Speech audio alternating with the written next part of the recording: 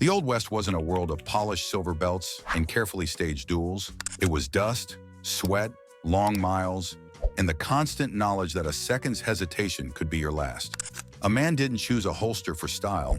He chose the rig that wouldn't fail him in the rain, in the saddle, or in the dark. Every piece of leather, every loop, every stitch was shaped by survival, not fashion. And behind every rig was a story the movies never told. The improvisations, the accidents, the band designs, and the quiet innovations that kept real frontiermen alive. Subscribe to Forged and Forgotten if you want the truth behind the weapons and gear the West actually trusted. Number 15, the Bridgeport Speed Clip. A promise of instant fire, the Bridgeport clip held a revolver by the trigger guard and left the trigger and hammer exposed. Its inventor wanted to create the fastest draw on the frontier. Instead, he created one of the most dangerous contraptions ever strapped to a belt. The clip let a man twist, lift, and fire in a single motion. But that same exposed trigger turned every misstep into a potential gunshot. A stumble in a stable, a startled horse, or even brushing a doorway could set the revolver off. Dealers listed it briefly in the 1880s. Scouts and guards tested it. Then came the accidents, enough that towns discouraged its use and catalogs abandoned it. What survives today are warped steel clips sitting in museum drawers, reminders that a holster shouldn't try to kill the man wearing it. Number 14, the gambler's vest sleeve. In a crowded saloon, a full-size revolver wasn't protection, it was a liability. Gamblers, riverboat men, and con artists needed something quieter, something invisible, something fast. Tailors obliged by sewing small leather sleeves into waistcoats and vests, hidden behind breast pockets. Slip 2 fingers in, twist the barrel forward, and a tiny derringer could appear on the table before anyone realized a quarrel had become lethal. Wealthy players lined their vests with silk to hide the outline. Working men used canvas and hoped no one noticed. Accuracy was miserable and reloading was a fantasy, but in the moment it mattered, one shot was enough. The few surviving vest holsters are sweat-darkened and stitched into crumbling fabric, artifacts of men who lived and sometimes died by a single pull of a tiny trigger. Number 13, the saddle scabbard. Movies show cowboys with rifles slung across their backs. Real cowboys would have laughed at the idea. On the frontier, that would have meant a lost rifle, a broken stock, or a bullet fired into your own spine. The actual solution was the saddle scabbard, a long, oiled leather sheath lashed to the saddle's pommel or skirt, muzzle down, butt angled forward for a mounted draw. It kept dust out, rain off, and hands free for the reins. It let riders fire without dismounting, a critical edge when cattle stampeded or trouble came fast. Most were handmade by saddlers in trail towns, molded wet around a man's rifle and hardened with tallow. Originals today show sweat stains and deep scratches, the marks of tools that rode thousands of miles across a country with no safety net. Number 12, the double cross-draw rig. A clever idea in theory, a hazardous gimmick in practice. After the Civil War, some veterans experimented with crossing their holsters so each hand reached to the opposite side, mimicking saber drills. Grips faced inward at the belt buckle, promising a dramatic, symmetrical draw. But when steel met reality, elbows tangled, muzzles swept across chests, and fights became self-inflicted disasters. A few lawmen posed for photos with crossed rigs, but most abandoned them in actual combat. Surviving examples in museums are often pristine, which tells the story well. Great for portraits, terrible for staying alive. Number 11, the Slim Jim holster. Before fast draw competitions or Hollywood fantasies, the Slim Jim ruled the frontier. California saddlers created this open-top design for speed, a simple friction-fit pouch of hardened cowhide gripping a revolver tightly enough to stay put, but not so tightly that it slowed the draw. No flap, no strap, no nonsense. It was made for Colt Navy and Army models, lighter revolvers that suited its minimal frame. Riders loved it because they could reholster with one hand and keep the gun from bouncing during long rides. When heavier six-shooters arrived, the Slim Jim faded, but its DNA lived on in nearly every quick-draw holster that followed. Number 10, the Scout Saddle Scabbard. If the standard saddle scabbard was a tool, the Scout Scabbard was a lifeline. Scouts rode into open country alone, sometimes for days with their rifle as their only companion. Their scabbards were molded precisely to fit a single rifle, reinforced at stress points, greased and darkened until the leather became armor. Mounted troops used issued versions, but most scouts commissioned custom fits.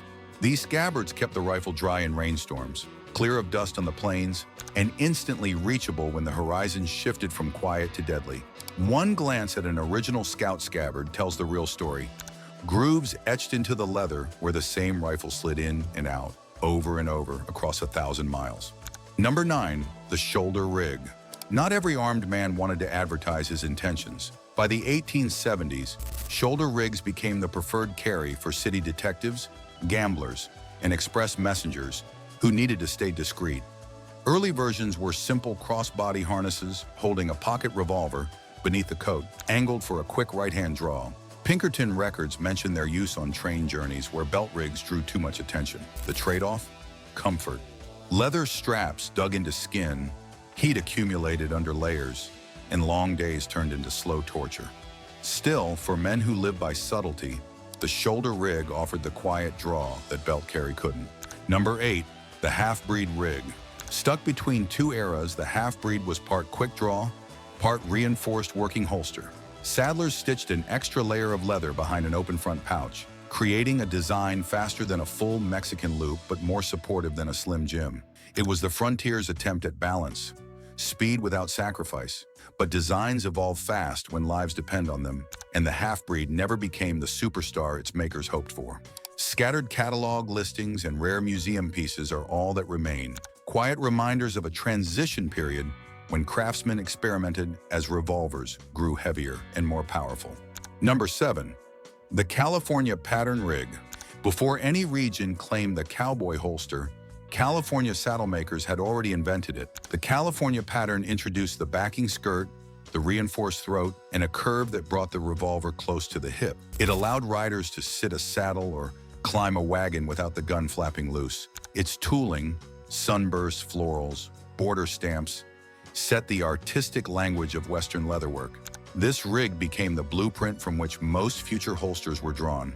When Texas adapted it, the Slim Jim and eventually the Mexican loop followed, but the original stands untouched as the design that turned raw leather into both utility and art. Number 6, the belt slide rig. For working cowboys scraping by on thin pay, the belt slide was the frontier's DIY holster.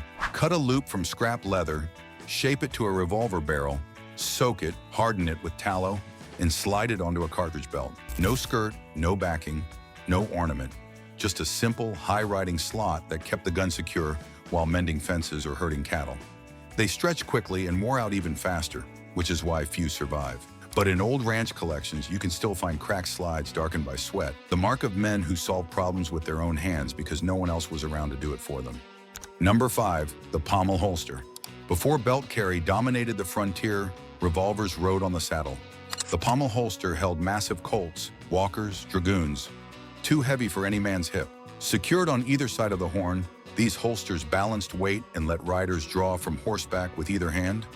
Lined with wool or felt, treated with tallow, and built thick to survive weather, they served soldiers, lawmen, and pioneers through the mid-1800s. When lighter revolvers appeared, the pommel rig faded.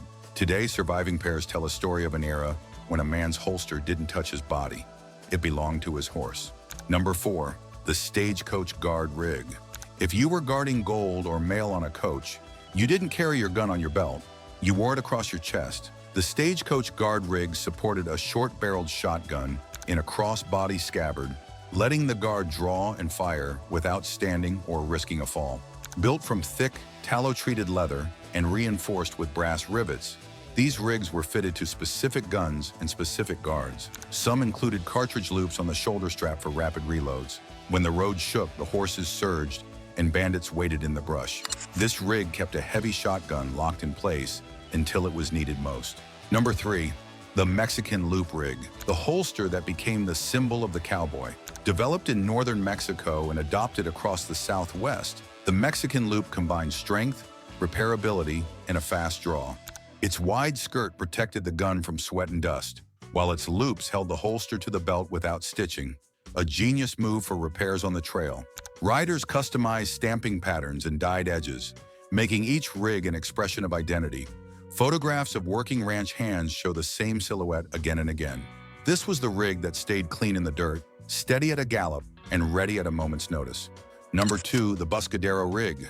Hollywood lied beautifully. The buscadero, with its low-slung drop loop and polished silver trim, wasn't a frontier invention at all. It was created in Hollywood around 1922 to show off actors' revolvers clearly on camera. It looked dramatic, stylish, heroic, everything the movies needed. But on the trail, it would have been impractical and even dangerous. No 19th century cowboy used it, no lawman trusted it. The buscadero became legendary because film made it iconic, not because the West ever accepted it as functional gear. Number 1, the Ranger belt and holster combo, the real gunslinger setup. Developed in Texas during the 1870s, the Ranger belt was built for punishment in long, brutal patrols. Thick double layers of skirting leather, rawhide reinforcement, brass rivets, and hand-cut cartridge loops made it nearly indestructible.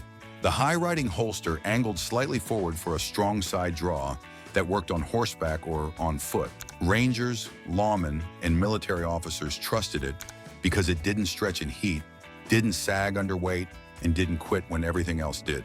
Surviving examples in museum collections show dark sweat lines and decades of work. This wasn't a costume, it was a lifeline. The West kept what worked and left the rest to gather dust. These rigs weren't fashion pieces. They were survival tools shaped by weather, sweat, improvisation, and necessity. If you want deeper dives into any of these designs, close-ups, blueprints, museum comparisons, drop the number in the comments. And subscribe to Forged and Forgotten for weekly stories that bring the lost weapons and gear of the frontier back to life.